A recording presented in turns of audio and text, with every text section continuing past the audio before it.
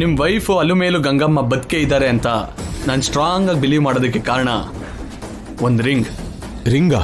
S, ನಿಮ್ಮ wedding ring. ನಿಮಗೂ ನಿಮ್ಮ ಮಿಸ್ಸಸ್ಗೂ ಒಂದೇ ಡಿಸೈನ್ ರಿಂಗ್ ಮಾಡಿಸಿದ್ದೆ ಅಂತ ನಿಮ್ಮ ಆಂಟಿ ಹೇಳಿದ್ರು. ಆ ರಿಂಗ್ನ ಒಬ್ಬ ಕಳ್ತನ ಮಾಡ್ದ. ಅವನು ಕಳ್ತನ ಮಾಡಿದ್ದು ಖಂಡಿತವಾಗ್ಲೂ ನಿಮ್ಮ ಮಿಸ್ಸಸ್ ಹತ್ರನೇ.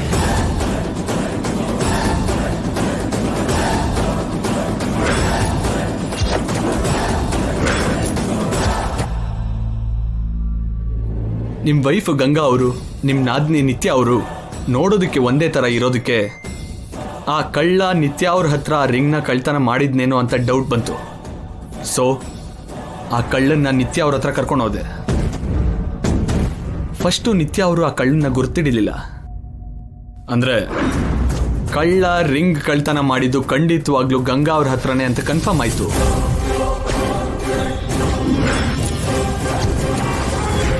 ಬಟ್ ಆಮೇಲೆ ನಿತ್ಯ ಅವರು ಆ ರಿಂಗ್ನ ಕಳ್ತನ ಮಾಡಿದ್ದು ನನ್ನ ಹತ್ರನೇ ಅಂತ ಹೇಳಿದ್ರು. ಹಾಗೆ ಯಾಕೆ ಹೇಳಬೇಕಾಗಿ ಬಂತೋ ಐ ಡೋಂಟ್ ನೋ. ಆಮೇಲೆ ನಾನು ನಮ್ಮ SI ಸ್ವಾಮಿ ಆಕ್ಸಿಡೆಂಟ್ ನಡೆದಿದ್ದ ಜಾಗಕ್ಕೆ ಹೋದ್ವಿ. ಆ ಲೊಕೇಶನ್ನಲ್ಲಿ ನಿಮ್ಮ ಮಿಸ್ಸಸ್ ಡೆಡ್ ಬಾಡಿ ಆಗಲಿ ಅವಳಿಗೆ ಸಂಬಂಧಿಸಿರೋ ಯಾವ ವಸ್ತು ಆಗಲಿ ಸಿಗ್ಲಿಲ್ಲ ಅಂತ ಕೇಸ್ ಕ್ಲೋಸ್ ಮಾಡಿದ್ರು ಅಂತ ನಮ್ಮ ರೆಕಾರ್ಡ್ಸಲ್ಲಿದೆ.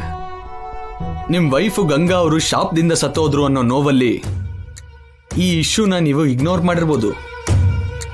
ಬಟ್ ಅಲ್ಲಿ ಕೆಳಗಡೆ ಬಿದ್ದಿರೋರು ಬದುಕಿರೋ ಚಾನ್ಸ್ ಕೂಡ ಇದೆ ಅಂತ, ಒಂದು ವೇಳೆ ಸತ್ತು ಹೋದ್ರೂ ಡೆಡ್ ಬಾಡಿ ಸಿಗುತ್ತೆ ಅಂತ ನಮ್ಮ ಎಂಕ್ವೈರಿಲಿ ಗೊತ್ತಾಯ್ತು. ಆ ಡೌಟಿಂದನೇ ಅಲ್ಲೇ ಪಕ್ಕದಲ್ಲಿರೋ ರಾಮಾಪುರ ಅನ್ನೋ ಊರಿಗೆ ಹೋಗಿ ನಾನು ಎಂಕ್ವೈರಿ ಮಾಡಿದೆ. ಸರಿಯಾಗಿ ಆಕ್ಸಿಡೆಂಟ್ ನಡೆದಿರೋ ದಿನನೇ ಗಾಯ ಆಗಿರೋ ಪ್ರೆಗ್ನೆಂಟ್ ಲೇಡಿನ ಒಬ್ಬ ವ್ಯಕ್ತಿ ಕಾಪಾಡ್ದ ಅಂತ, ಅವನಿಗೆ ಶೆಲ್ಟರ್ ಕೊಟ್ಟು ಆ ಹಳ್ಳಿಲೇ ಇರೋ ಒಂದು ಹೆಂಗ್ಸ್ ಹತ್ರ ಅವಳಿಗೆ ಡೆಲಿವರಿ ಮಾಡಿಸಿದ್ದಾರೆ ಅಂತ, ಇಬ್ರು ಅವಳಿ ಮಕ್ಕಳು ಹುಟ್ಟಿದ್ದಾರೆ ಅಂತ ಗೊತ್ತಾಯ್ತು.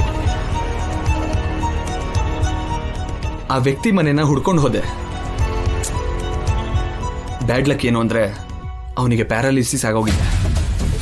ಮತ್ತೆ ಏನೋ ಹೇಳಬೇಕು ಅಂತ ಟ್ರೈ ಮಾಡ್ತಿದ್ದ, ಆದರೆ ಹೇಳಕ್ಕಾಗ್ತಿರ್ಲಿಲ್ಲ. ಅವನು ಕಾಪಾಡಿರೋ ಹುಡುಗಿ ಆ ಇಬ್ಬರು ಮಕ್ಕಳು ಬೆಂಗಳೂರಿಗೆ ಹೋಗಿದ್ದಾರೆ ಅಂತ ಅಲ್ಲಿರೋರೊಬ್ರು ಹೇಳಿದ್ರು.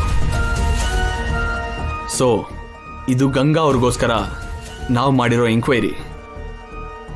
ನನಗೆ ಗೊತ್ತಿದ್ದನ್ನೆಲ್ಲ ನಿಮ್ಮ ಹತ್ರ ಶೇರ್ ಮಾಡಿದ್ದೀನಿ. ಥ್ಯಾಂಕ್ ಯು ACP ಅವರೇ.